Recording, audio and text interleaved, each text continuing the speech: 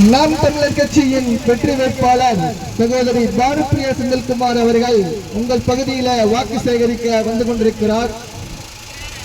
கிணத்துக்கடவு சட்டமன்ற தொகுதியின் வெற்றி வேட்பாளருக்கு விவசாய சின்னத்தில் வாக்கு செலுத்தி பெருவாரியான வாக்கு வித்தியாசத்தில் வெற்றி பெற செய்ய வேண்டுமாய் உங்களை அன்போடு கேட்டுக்கொள்கிறோம். உலகத்தரம் வாய்ந்த கல்வி இலவசமாக கிடைத்திட நீங்கள் வாக்களிக்க வேண்டிய சின்னம் விவசாய சின்னம்.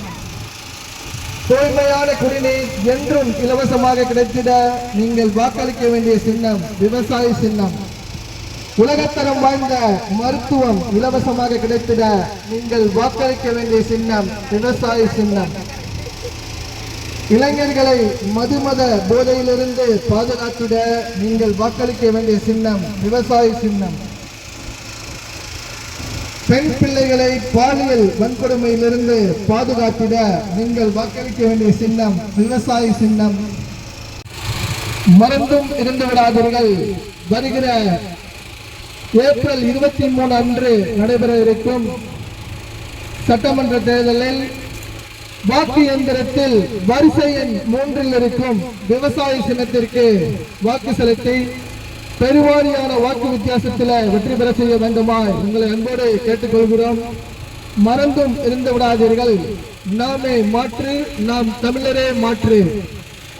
ஏழைகளின் சின்னம் விவசாய சின்னம். உழைப்பாளிகளின் சின்னம் விவசாய சின்னம். தொழிலாளர்களின் சின்னம் விவசாய சின்னம்.